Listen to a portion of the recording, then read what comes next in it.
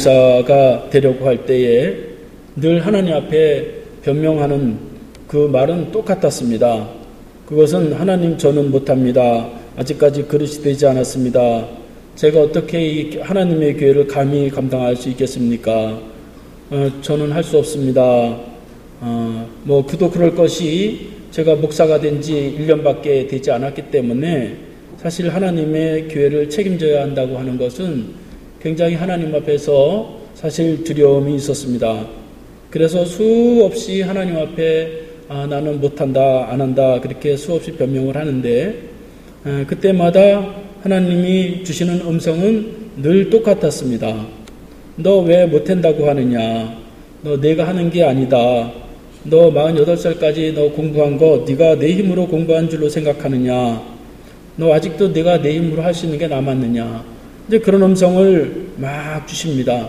내가 그동안에 너를 통해서 얼마나 많은 기적과 증거를 보게 했고 경험하게 했는지 너 아느냐? 그거 내가 한 거 아니다. 그러면서 내가 너를 불렀고 내가 부족하기 때문에 내가 너를 쓰는 거야. 그런 음성을 주셨습니다. 네가 잘할 수 있다면 내가 왜 너를 세우겠니? 그러면서 네가 할 수 있다면 나는 아무 능력도 너한테 주지 않을 거야. 그런 음성을 주셨습니다. 그 음성을 들으면서 지금까지 교회에 큰 부흥은 시키지 못했지만 그런대로 교회를 이제 이렇게 이끌어가고 있습니다. 하나님의 일을 한다는 것이 참으로 인간의 힘으로 감당하는 것이 결코 쉽지 않다는 것을 깨닫게 되었고 하나님이 하시는 일을 늘 감사하고 있습니다. 그래서 이 시간 우리가 하나님이 주시는 능력을 어떻게 하면 받을 수 있겠느냐 하는 것들을 살펴보려고 합니다.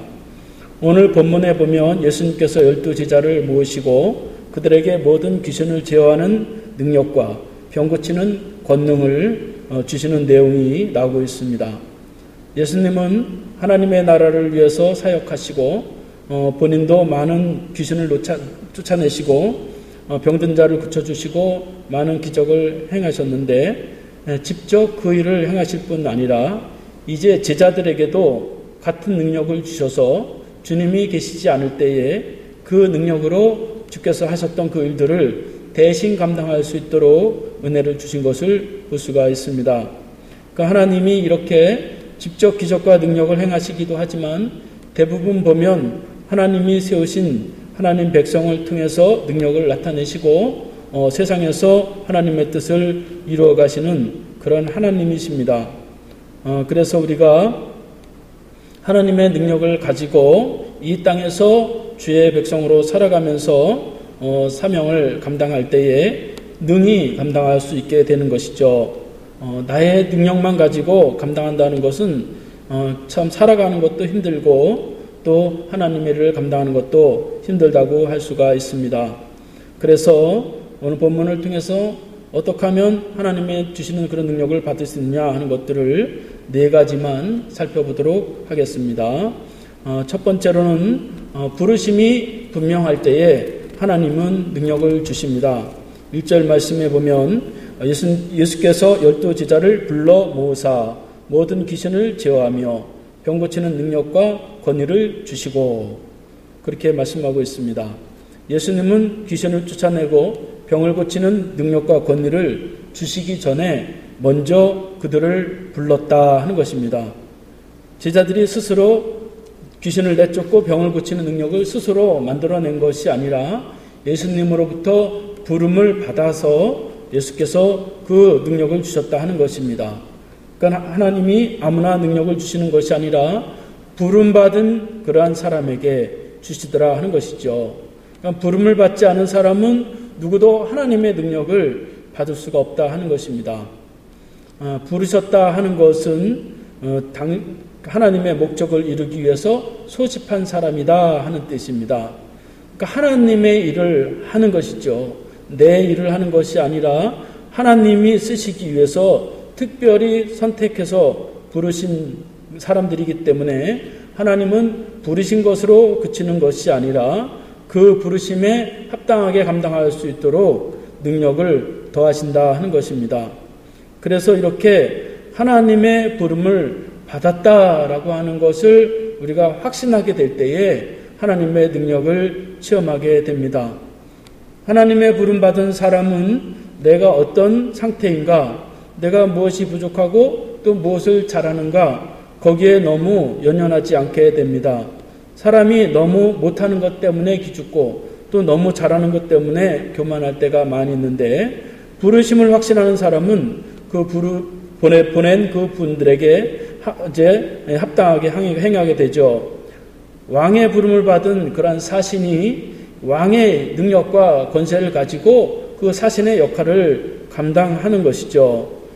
자신의 능력을 가지고 사신을 감당하는 것이 아닌 것과 같이 우리가 너무 부족한 것이 많고 그렇다 할지라도 하나님은 그 부족한 것조차도 축복의 도구로 쓰시고, 내가 약하다고 하는 그것조차도 하나님은 그것이 하나님을 드러내는 그러한 증거로 삼는 것을 우리가 볼 수가 있습니다.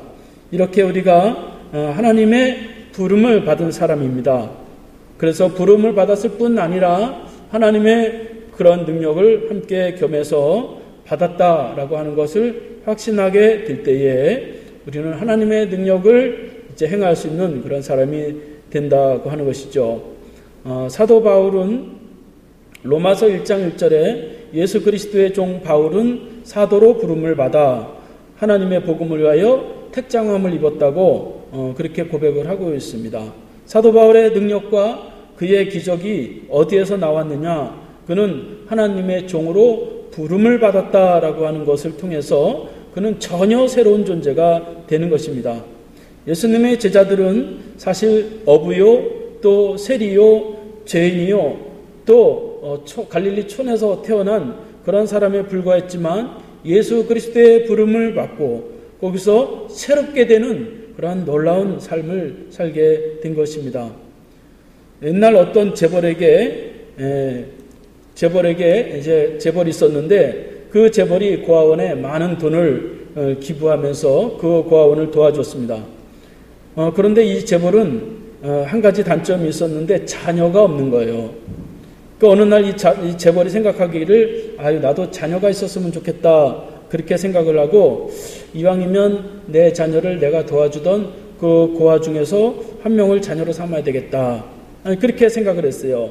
그래서 고아원에 가서 많은 아이들 가운데서 한 명을 선택하는데, 유독 수줍음을 잘 타고 다른 아이들과 어울리지 못하는 상처 많은 그러한 어린아이가 있었어요. 그래서 이 원장에게 물어봤더니 그 여자아이는 부모님으로부터 많은 상처를 받고 그래서 너무 소심한 아이가 됐다는 것입니다. 그래서 그 재벌이 측은한 마음이 들어서 그 아이를 데려다가 대저택에서 자기의 양녀로 그렇게 이제 해서 양육을 하게 된 거죠. 이제 그는 고아였지만 전혀 새로운 존재가 된 것입니다. 신분이 달라지고 부모님이 생기고 물질의 부족함이 없게 되는 것이죠. 부족하도 부모가 뛰어나니까요. 이처럼 우리가 부족하다 할지라도 예수 안에서 새롭게 된 사람은 하나님의 능력 아래서 하나님을 아버지로 모시면서 그 능력을 위임받은 그런 사람으로 이 땅에서 살아갈 수 있기 때문에 저와 여러분은 전혀 새로운 우리의 능력 이상의 삶을 우리가 살 수 있는 그러한 능력이 우리에게 주어졌다 하는 것입니다. 두 번째로는 목적이 분명할 때에 능력을 주신다 하는 것입니다. 2절 말씀에 보면 하나님의 나라를 전파하며 앓는 자를 고치게 하려고 내보내시며 그렇게 기록하고 있습니다. 예수님은 12제자를 부르시고 귀신을 내어 쫓아내고 병을 고치게 하는 그러한 능력을 준 목적이 있었는데 그것은 하나님의 나라를 전파하기 위함이라 그렇게 말씀하고 있습니다. 그러니까 예수님의 부름을 받은 제자라고 한다면 그 부름받은 목적도 예수님과 똑같았는데 그것은 하나님의 나라를 전파하는 그러한 목적을 가지고 있었을 때에 앓는 자를 고칠 수 있는 능력을 부여하셨다 하는 것입니다. 이처럼 우리가 하나님 앞에 능력을 부여받기 위해서는 개인의 목적이 다 있죠. 그럼에도 불구하고 그 개인의 목적은 하나님의 커다란 목적을 이루는 그러한 과정에 불과한 것입니다. 그래서 우리의 목적은 예수님과 같이, 제자들과 같이 하나님의 나라를 전파하고 하나님의 나라를 이루는 그러한 목적이 분명하게 될 때에 이 제자들이 행하였던 것과 같이 하나님의 놀라운 능력을 행할 수 있게 된다 하는 것입니다. 우리가 나름대로 다 목적이 있을 것입니다. 그러한 목적을 하나님의 나라를 전파하는 그러한 목적에 초점을 맞춰 갈 때에 비로소 우리에게 큰 하나님의 능력이 주어지게 됩니다. 우리가 잘 아는 미켈란젤로라고 하는 그러한 미술가가 있죠. 그런데 그가 위대한 미술가가 된 것은 그를 가르친 지오반니라고 하는 교사가 있었습니다. 지오반니는 이 미켈란젤로가 14살 때 두 군데를 데리고 가서 비슷한 조각상을 보여줬습니다. 첫 번째는 술집에 장식된 조각상을 보여주면서 미켈란젤로에게 말하기를, 얘야, 이 작품은 아름답지만 이 작품은 술을 마시는 사람의 기분을 좋게 하기 위해서 쓰임받을 뿐이야. 그렇게 말했어요. 그리고 두 번째 교회를 데리고 가서 교회 앞에 멋진 조각상을 이제 보여주면서 이 조각은 하나님의 교회와 하나님의 영광을 위해서 조각된 것이란다. 내가 만일 좋은 의도를 가지고 하나님의 영광을 위해서 만약에 내 실력과 재능을 사용한다면 너는 위대한 미술가가 될 수 있을 거야. 그렇게 가르쳤고, 그 후 미켈란젤로는 그가 만드는 모든 작품마다 하나님의 영광을 위해서 그렇게 이제 작품을 만들었을 때에 그는 위대한 미술가가 될 수가 있었습니다. 그러니까 목적이 하나님을 위한 것이라고 한다면 그 목적을 이루기 위한 모든 과정은 하나님이 책임을 지십니다. 하나님은 살아계시기 때문에, 지금도 역사하시기 때문에 우리가 가는 곳마다 하나님의 나라를 전파하고 하나님의 나라를 이루기 위해서 쓰임받기를 원한다면 하나님 우리에게 크신 능력을 우리에게 부여하십니다. 세 번째로는 개인의 모든 사심을 넘어서야 된다 하는 것입니다. 3절 4절 말씀에 보면, 이르시되 여행을 위하여 아무것도 가지지 말라. 지팡이나 배낭이나 양식이나 돈이나 두벌옷을 가지지 말며 어느 집에 들어가든지 거기서 먼저 머물다가 거기서 떠나라. 그렇게 말씀하고 있습니다. 예수님은 하나님의 나라를 전파하는 그 일을 여행으로 비유하면서 이제 새로운 사명을 감당하는 데 있어서 너무 무거운 짐을 갖지 말라. 그렇게 말씀을 하십니다. 지팡이나 배낭이나 양식이나 돈이나 심지어 두 벌의 옷도 가지지 말라. 그렇게 말씀하고 있습니다. 여러분, 여행을 하다 보면 여행의 목적이 있죠. 여행의 목적은 짐을 많이 챙겨가지고 그거 가지고 다니는 게 목적은 아니죠. 여행은 그 가는 곳마다 아름다운 것을 보고 그 여행을 통해서 즐기려고 여행 가는 것이죠. 그런데 짐이 너무 무거운 말이죠. 그것이 오히려 큰 부담이 되기도 합니다. 특별히 말이죠, 여성분들은 말이죠, 어디 좀 놀러 가려고 하면 왜 이렇게 많이 챙기는 게 많은지 모르겠어요. 짐이 말이죠 많고, 옷도 말이죠 얼마나 많이 가져가는지, 어느 때는 이렇게 보면 입지 않고 그대로 가지고 오는 옷도 있더라고요. 그러니까 짐이 너무 많으면 오히려 즐거운 여행을 하지 못하게 되는 거죠. 이처럼 하나님의 뜻을 이루는 데 있어서 우리가 너무 많은 부담을 가지고 있다면 오히려 하나님의 능력을 제한하게 된다 하는 것입니다. 그래서 하나님은 이러한 말을 통해서 하나님의 나라는 내가 가지고 있는 그런 물질만 가지고 이루는 것이 아니다 하는 것입니다. 하나님의 통치와 하나님의 섭리와 그 역사가 이루어지는 것이 바로 하나님의 나라이기 때문에 물질적인 것만 의지하지 말라 하는 것입니다. 또한 하나님을 의지할 수밖에 없다 하는 것이죠. 이렇게 가진 것이 없을 때 하나님을 의지할 수밖에 없는 것이죠. 여러분, 우리가 하나님의 자녀로 살아가면서도 우리가 너무 많은 그러한 염려와 걱정과 많은 부담이 있죠. 물질적인 그러한 걱정, 자녀에 대한 걱정, 또 가정에 또 여러 가지 질병이나 또 물품에 대해서 여러 가지 걱정을 많이 하고 있습니다. 그런데 말이죠, 걱정한다고 해서 그것이 큰 도움이 되지 않는 것입니다. 현실에서 살아간다는 것은 사실 너무 많은 짐을 지고 너무 많은 부담을 가지고 있기 때문에 현실의 삶이 힘들다고 할 수 있습니다. 저는 늘 이제 새벽마다 하나님 앞에 기도하면서 기도하는 것은 주님, 제가 빈손으로 왔으니 빈손으로 가게 해주세요. 이제 그렇게 기도하는 때가 많이 있습니다. 그래서 예수님 오늘 말씀에 보면 그 말씀을 전하고 하나님의 나라를 전파하고 그곳에서 떠나라, 그렇게 말씀하는 것을 볼 수가 있어요. 그 말씀을 전하고 그 속에서 죽치고 앉아서 대접을 받으면서 너 그렇게 살지 말라 하는 것입니다. 그러니까 하나님의 말씀을 전하고 하나님의 나라를 전파하고 이루었으면 떠나라는 것입니다. 디다케라고 하는 사도의 교훈집을 보면 전도자가 왔을 경우 하루는 대접하고 그 이틀은 머물게 하고 3일이 되면 떠나는 것을 지켜봐라, 그런 이제 교훈집이 있어요. 3일이 되었는데도 떠나지 않는다면 그들은 거짓 선지자니라, 그렇게 말을 하고 있습니다. 그러니까 하나님의 나라를 이루는 데 있어서 이루었으면 떠나야 된다는 것입니다. 그렇지 않으면 거기서 대접을 받으려고 하기 때문에 오히려 그것이 하나님의 능력을 이제 받는 데 있어서 큰 부담이 된다고 하는 것입니다.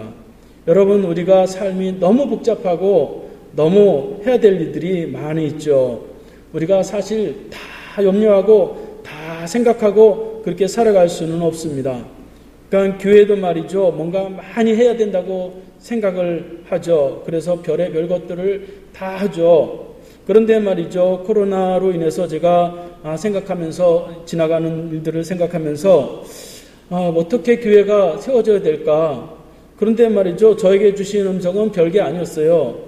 너 코로나로 인해서 뭐 자꾸 하려고 하지 마라. 이렇게 예배 드리는 것조차도 힘든데 뭐 자꾸 하려고 하느냐. 너 하나님께 예배 드리는 거 그거 하나만 잘해도 돼. 교회는 예배 공동체이고 예배만 잘 드려도 하나님이 너를 쓰시고 또 교회를 지켜. 그런 음성을 주셨습니다. 이처럼 우리가 많은 일로 인해서 고민하고 걱정하기보다 이제 하나님의 나라를 전파하면서 소유를 벗어나서 개인의 모든 사욕을 내려놓을 때에 비로소 하나님의 능력이 우리에게 주어지게 된다 하는 것입니다. 마지막으로는 육신의 삶을 넘어설 때에 하나님의 능력이 주어진다 하는 것입니다. 5절 6절 말씀에 보면 누구든지 너희를 영접하지 아니하거든 그 성에서 떠날 때에 너희 발에서 먼지를 떨어버려 그들에게 증거를 삼으라. 예수님은 이제 12제자에게 하나님의 나라를 전파하라 하시고 끝까지 그들에게 하나님 말씀을 전하고 끝까지 그들과 머물면서 지켜주라, 그러지를 않아요. 아니, 사랑이 많으신 예수님이 복음을 끝까지 전파하라고 하시지 않고 만약에 받아들이지 않는다고 하면은 그 자리를 떠나라, 그렇게 말씀하시고 더 나아가서 네 발에 묻은 먼지라도 털어버려라, 그렇게 말씀하시고 있습니다. 그러니까 유대인들은 다른 이방의 나라에 여행을 갔다가 본국에 돌아올 때는 발을 털어버리는 그러한 습관들이 있었어요. 왜냐하면 이 이스라엘은 하나님의 성스러운 나라이기 때문에 이방에서 그런 악을 다 털어버리고 온다, 그런 의미에서 발을 털어버리는 그러한 습관적인 그러한 모습이 있었습니다. 예수님은 그것을 비유해서 하나님의 나라를 전파했을 때 받아들이지 않으면 결국은 그들을 다 이방인과 같이 다 털어버리라고 하는 것입니다. 그래서 그렇게 악을 지어버리라고 하는 것이죠. 그러니까 하나님의 복음은 좋은 모습도 있지만 부정적인 그러한 모습도 우리가 볼 수가 있습니다. 그러니까 육신에 너무 매이지 말아야 된단 말이죠. 육신으로 하면은 끝까지 붙잡고 끝까지 어떻게든지 해야 되는데 그렇지 않다는 것이죠. 하나님의 나라를 반대하고 하나님을 인정하지 않는 자들은 이런 먼지에 불과하다는 것입니다. 그러니까 먼지와 같이 이 육신의 모습을 털어버려야 된다는 것입니다. 피조된 인간이 창조주 하나님의 생명을 얻고 또 축복을 얻기 위해서는 이 흙으로 만든 이 먼지와 같은 이 모습을 초월할 때에 비로소 우리에게 큰 은혜와 능력이 됩니다. 모든 인간은 다 흙으로 돌아가고 한 줌의 흙이에요. 그러니까 그렇게 크게 잘난 사람도 없고 크게 못난 사람도 따지고 보면 그렇게 많지 않아요. 이것은 변하지 않는 진리죠. 누구나 다 한 줌의 먼지로 돌아갈 뿐입니다. 그 진리를 알고 그것을 깨닫고 영원한 삶을 바라볼 때에 비로소 그 육신의 삶을 넘어설 때에 비로소 하나님은 이제 큰 하나님의 능력과 은혜를 주시는 분이십니다.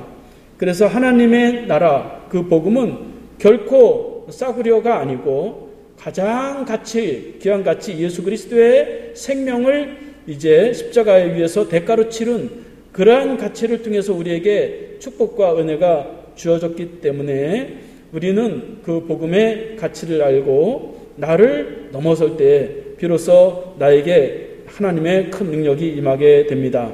이제 말씀을 마치겠습니다. 예수님은 제자들을 불러 능력을 주셨듯이 부름받은 우리도 또한 하나님의 능력을 우리에게 이미 주셨습니다. 그 능력을 가지고 하나님의 나라를 이루기 위한 목적을 가지고 살아간다면 하나님은 반드시 우리를 통해서 살아계신 하나님의 능력이 드러날 수 있도록 증거를 주시고 또 기적을 주십니다. 저와 여러분들이 오늘 말씀을 통해서 다시 한번 이제 하나님의 능력을 덧입어서 이 땅에 살아갈 때 하나님의 자녀로서 하나님을 증거하는데 전혀 부족함이 없는 그러한 능력 있는 하나님의 사람으로 쓰임받기를 축원드리겠습니다. 기도하겠습니다. 하나님 아버지 감사합니다. 주의 자녀로 부르시고 또 사명을 주실 뿐 아니라 그 사명을 감당할 수 있도록 능력을 겸하여 주심을 주여 감사드립니다. 하나님의 나라를 전파하는 목적을 잊지 않게 하시고 선한 일에 쓰임받게 하셔서 능력 있는 주의 자녀로서 이 땅에서 복을 누리게 하시고 하나님의 사명을 능력 있게 감당할 수 있도록 축복하여 주시옵소서. 예수님의 이름으로 기도하옵나이다. 아멘. 우리 다 함께 일어나겠습니다. 축도하겠습니다. 이제는 십자가에서 죽으시고 부활하심으로 이 땅에 하나님의 나라를 이루신 예수 그리스도의 은혜와 주의 자녀로 부르실 뿐 아니라 사명과 겸하여 능력을 주시는 하나님의 아버지의 사랑하심과 마음에 성령으로 충만하게 하시고 능력과 권세를 나타내게 하시는 성령님의 은혜가 오늘도 하나님의 선하신 뜻을 이루고자 능력을 구하는 심령들 머리머리 위에 지금부터 영원까지 함께 하시기를 간절히 축원하옵나이다. 아멘.